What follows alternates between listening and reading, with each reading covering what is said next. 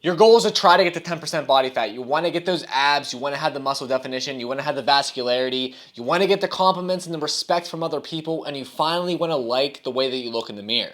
And in today's video, I want to show you exactly how you can get down to 10% body fat as quickly and effectively as possible. So the number one thing that you need to understand about getting down to 10% body fat is that it is definitely a process, but you can do it in a quick and effective way if you just do these couple things. The first thing you need to do is you need to ensure that you're tracking your calories and macros. If you're not tracking, if people are telling you that you don't need to track in order to get down and get lean, they're lying to you. The most effective way to do this is by tracking your calories and macros. So the first thing you need to do is go to tdeecalculator.com online. You're going to type in specific things about yourself, so your weight, your height, your age, your activity level. Be completely honest with this, because when you're not being completely honest with it, it's going to give you a estimate that's not very accurate. You want it to be as accurate as possible. So put in your correct weight, your correct height, age, and activity level. If you work a desk job, don't put that you're very active. You're not active. You're very sedentary. So put whatever your activity level is. It's going to give you a rough estimate of how many calories that you need in order to maintain your current weight, otherwise known as your maintenance calories. Now again, this is a rough estimate of how many calories you need to maintain your current weight, but it's going to be pretty accurate for the most part. Now from here, you want to subtract some calories from there so it puts you in a calorie deficit. Now what I would recommend is that you eat anywhere from 500 calories to 1,000 calories below that number. So for example, if that calorie amount that popped out that said it was your maintenance calories was 2,500 calories, you want to eat anywhere from 1,500 calories to 2,000 calories. Now, how do you choose whether or not you're eating in a 500 calorie deficit or upwards to a 1,000 calorie deficit? It all depends on your current weight. If you're someone who's like 170 or 180 pounds and you want to get leaner, don't eat in a 1,000 calorie deficit, because that's so unsustainable. You're going to be losing weight way too fast. But if you're someone who's over 200 pounds, maybe you're 220, 230 pounds, and you want to get leaner, you can definitely eat in a 1,000 calorie deficit and lose weight a lot faster, because you have a lot more weight to lose. Now, understand that if you're eating in a 1,000 calorie deficit, you're going to be losing weight a lot faster, but it's going to mean that you can't be eating in this deficit for as long of a period. If you're only eating in a 500 calorie deficit, you're going to be losing about a pound per week, but it's going to be a lot more sustainable, and it's not going to be as difficult, so you can stay in that deficit for a lot longer of a period, 12, 16, 20 weeks if you do a 500 calorie deficit. If you're doing something more like a 1,000 calorie deficit, it's not really sustainable to do much longer than 8, 10 to 12 weeks. Now, once you find that number that you want to eat that amount of calories for the next couple of weeks to make sure that you're actually losing weight at that current amount. If you're eating in a 500 calorie deficit, you should be losing about a pound per week. And if you're eating in about a 1,000 calorie deficit, you should be losing about 2 pounds per week. And obviously you can eat anywhere in between those numbers. Those are just rough estimates for how much you should be eating. Now, once you know the calories, you need to figure out your macronutrients. So your proteins, your carbs, and your fats. Now, all these play a major role in how you feel, the results you're going to see, and how much energy you're going to have. So let's get into protein for the first part. So everyone knows about protein and how it's very important for building muscle, but when you're in a deficit, you need to make sure you're getting enough protein. What I always recommend to people is that you eat at least 1 gram of protein per pound of body weight when you're trying to lose weight. So if you're a 200-pound guy and you're trying to lose weight, eat 200 grams of protein. It's really that simple. Now, you can eat a little bit more than that. That's perfectly fine, but I'll explain a little bit later why eating 1 gram of protein is going to be perfectly fine. If you're eating any less than 1 gram of protein, it's going to be a lot harder for you to build muscle in this deficit and especially maintain muscle, right? If you're watching this video, you've probably been going to the gym for a while. You probably have some muscle mass underneath that fat. You just want to reveal those abs. You want to reveal those muscles that you built. And you don't want to lose any of that muscle, because even if you do lose weight during the entire process of you being in this calorie deficit, if you lose some muscle along the way, you're not going to look your absolute best. You're not going to feel your absolute best once you get down to a leaner and a smaller body weight. So eat 1 gram of protein, you'll be perfectly fine. Now, the next thing is fats. Now, a lot of people think that, oh, I need to cut my fats completely out of my diet because fats are what makes me fat, and that's just not true at all. Fats help regulate your hormones. It's going to completely decide whether or not you feel good during this entire process. And I've been on multiple cuts and gotten very, very lean, and I've lowered my fats really, really low, and a lot of things bad can happen. Your hormones can get all out of whack. So your testosterone can go down, your sex drive can go down, your hunger hormones and how full you feel, and your stress levels, all that stuff can be out of whack and you feel like shit the entire time. And that's the last thing you want to do. It makes it completely unsustainable and you get mad at the most random things just because you're hungry 24/7. It's just not a good way of living. You can definitely do it in a way more sustainable way. So what I would recommend is you eat anywhere from 0.3 to 0.5 grams of fat per pound of body weight. So if you're a 200-pound guy, this is going to be anywhere from like 65 grams upwards to 100 grams of fat each and every day. Now, where you fall in between that range is going to be completely dependent on what kinds of foods that you like. So if you like more fattier foods, then eat on that higher end near the 0.5 grams of fat per pound of body weight. But if you like more carbs in your diet, then you can eat on the lower end. But you just want to make sure you're at least getting 0.3 grams of fat per pound of body weight, because otherwise you're going to feel like crap during the entire process of you losing weight. And lastly are carbs. So you want to fill in the rest of your calories with carbs after you figure out your protein, after you figure out your fats. Now, carbs are probably the least important of the macronutrients, but they're still important. These are where it's going to help you when it comes to energy levels. The more carbs you can eat, the better your workouts are going to be. I would always recommend that you eat the majority of your carbs before your workout and after your workout so that you can have energy for your lifts and you get the most out of your lifts. So what you need to understand about when you're losing weight, in the beginning, you're probably going to lose 2 pounds for the first week, 2 pounds after the next week, then maybe 1.5 pounds after that, and then 1 pound after that. And it's going to slowly decrease unless you decrease your calories. You can't just expect to eat that same amount of calories and just the entire process of you losing weight, because as you lose weight, your maintenance calories will now decrease, which means that you're going to have to decrease your calories to keep you in that constant deficit that you want to be in.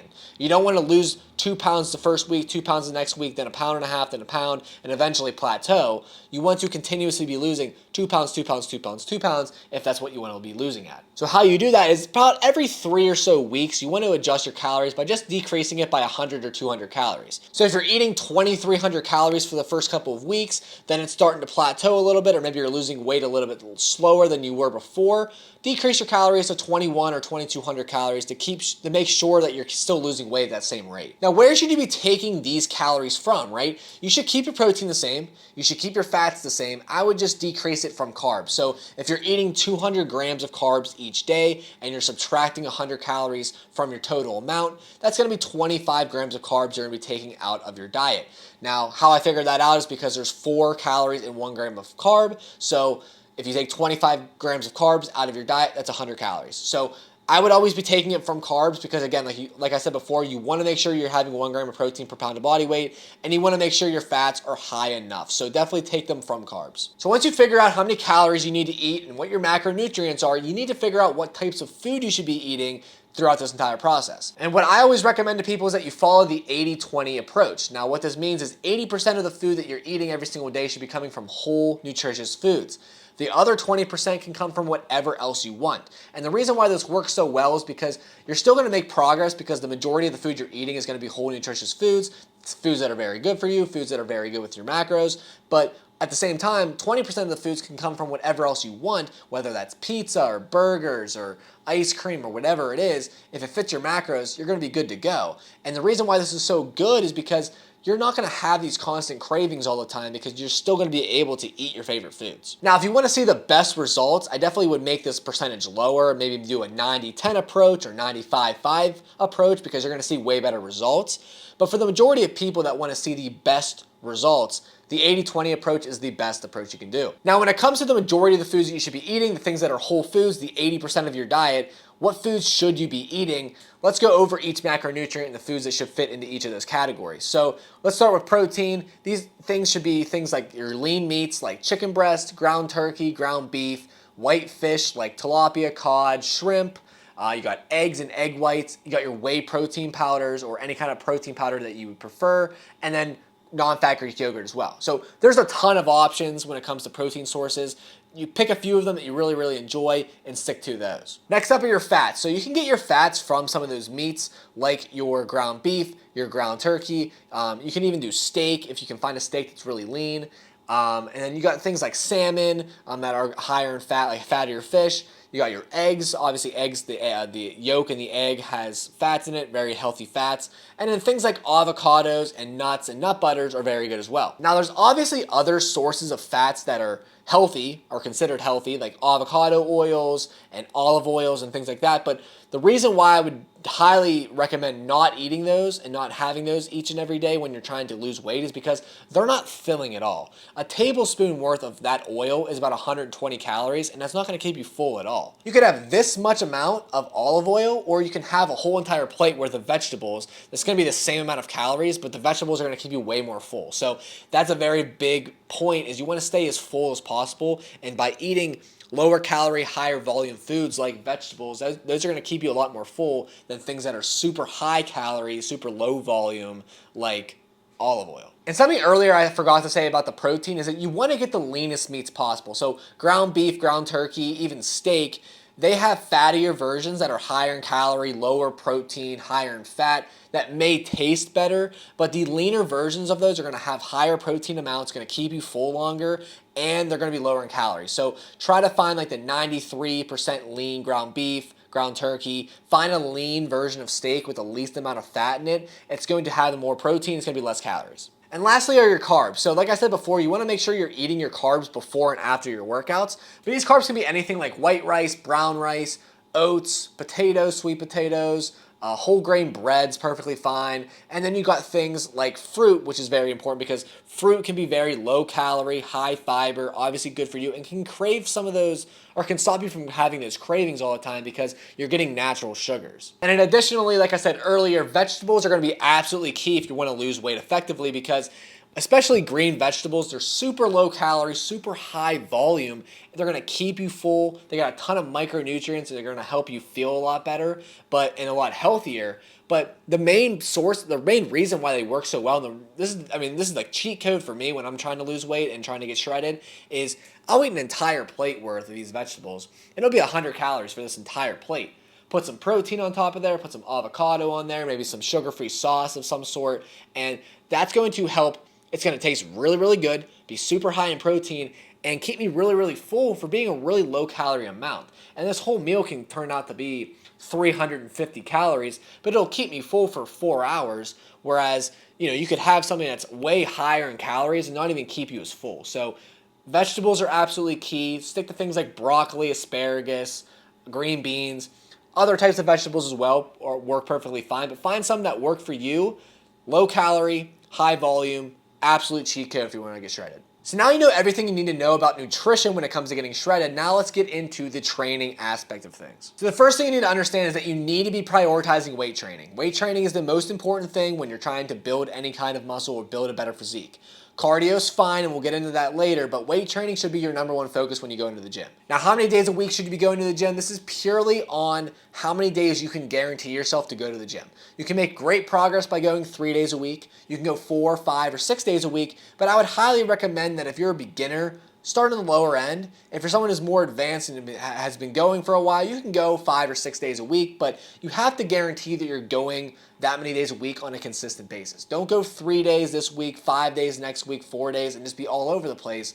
Go consistently the amount of times that you can guarantee yourself to get there every single week. Now, when you're in the gym, you need to make sure that you're prioritizing intensity. Intensity is the most important thing when it comes to building more muscle and maintaining that muscle as you're in a deficit. You need to make sure you're training hard so that you can build some muscle in the beginning stages of this deficit, but also maintain it as you get deeper and deeper, because your strength level is eventually going to plateau and decrease a little bit as you start to lower your calories and get leaner. Your body's trying to hold on as much body fat as possible. It makes it very difficult to get as lean as possible, which is why you need to make sure that you're training hard so you don't lose any muscle along the way. Now, when you're in the gym, you need to understand that more is not always better.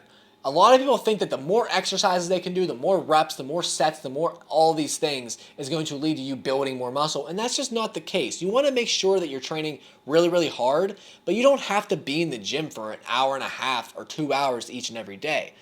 I'm usually in the gym for 45 minutes. I pick about 4 to 5 exercises to train each day, and then I'm training really, really hard. I'm taking 1 or 2 sets per exercise to absolute failure, so I can't do any more reps. That's going to be the most effective way so that you're in the gym for a quick amount of time, but you're still getting the most out of your workout. And lastly, you want to make sure that you're actually tracking your workout. So many people don't track their lifts, and it's really hard to make progress if you don't know how much you did the prior week. Each week when you're in there, each session that you're in there, track the exercises you're doing, track the sets, track the reps, track the weight, and then each week when you go, the next week when you go back in there, you want to compare that prior week and just see, okay, I need to make sure I'm doing at least what I did last week, if not more, right? So if you did, 2 sets of incline dumbbell bench press and you used the 80-pound dumbbells and you got 10 reps each set, try to do 11 reps next set, or next workout, or try to do the 85s next workout. You want to keep making sure that you're staying at least the same strength level or even increasing, right? At some point, your strength's going to decrease as you get leaner, but in the beginning stages, you can still add weight or add reps slowly over time. You want to be training as hard as possible, using as much weight and doing as many reps close to failure as possible. Now, once you're done with your weight training session, you can add in cardio on top of that. I would always recommend that you do cardio after your weight training session because weight training is way more important than cardio. And if you do cardio beforehand, you're gonna be a little bit exhausted and use some of that energy up before your lift, and you're not going to be able to lift as much weights. So you need to make sure that you're weight training beforehand, and then you can do cardio at the end if you want. Now, cardio is not an absolute must when you're losing weight. A lot of people think that as the cheat code to lose weight, but you can do endless amounts of cardio. If you're eating too much food, you're not going to be losing weight. Cardio can definitely help. It's like a tool. You can definitely use it to burn more calories throughout the day, get more steps in, be more active, but it shouldn't be your number one priority. Now, if you are going to do cardio, what I would recommend is what I do is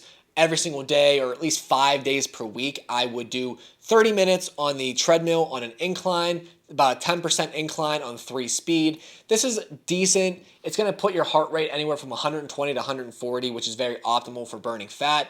And you're going to do that for 30 minutes. And then slowly over time, you can actually increase the sessions per week. But don't overcomplicate the cardio. Just stay consistent if you want to add cardio in there. You don't have to, but I definitely would recommend that you do it so after your lifts. Additionally, you want to make sure you're getting around 10,000 steps per day. Now, 10,000 steps is just a kind of a random number that a lot of people throw out, but it's a good number that you can kind of strive for because the majority of people have to go out of their way to get these 10,000 steps.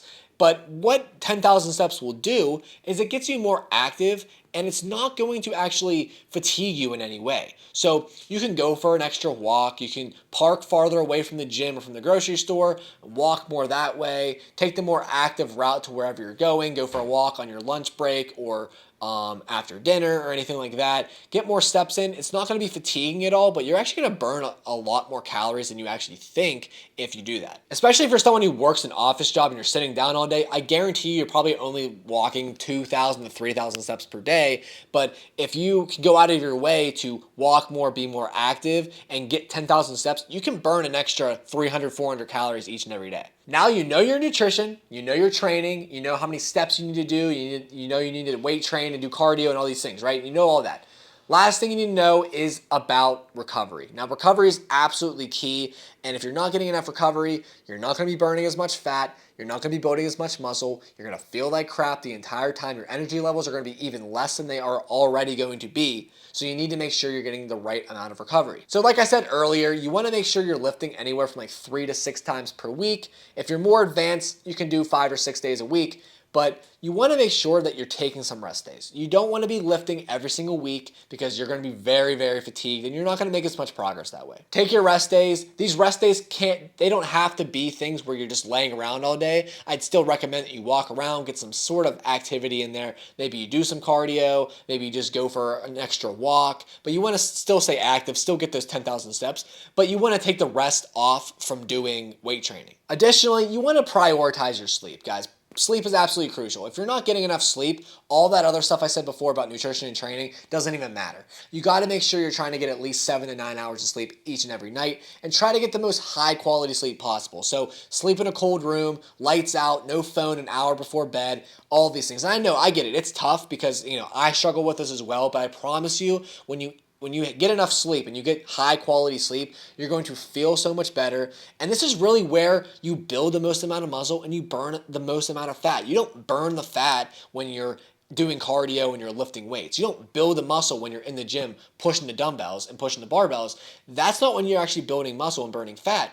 You're burning fat and building muscle when you are sleeping. That is when you are actually fully recovering, letting your muscles reheal, and build more, and where that fat's actually being burned off. So you need to prioritize your sleep. Try to get 7 to 9 hours each and every night. I promise you're going to see way better results if you prioritize your sleep. I promise you, if you actually stick to this plan with nutrition, with training, with recovery, if you do all the things I laid out in this video, I guarantee you over the next 2 to 3 months, you can get down to a 10% body fat physique, or at least very close to that, and look significantly better and significantly more lean. It's not easy. By no means is this easy. As you start to lose weight, it gets harder and harder, but it is very simple. All the things I laid out in this video are step-by-step exactly what you need to do in order to get down there, but it is going to be difficult. And there's going to be a lot of days when you're not going to feel motivated and you're going to feel like giving up, but you got to keep powering through. Now, if you're looking for some accountability and someone to actually keep you accountable so that you can actually reach the goals that you want to achieve, I do help guys out with this stuff all the time. So if you're interested, you can click the first link in the description. We can talk about your goals. We can talk about your struggles and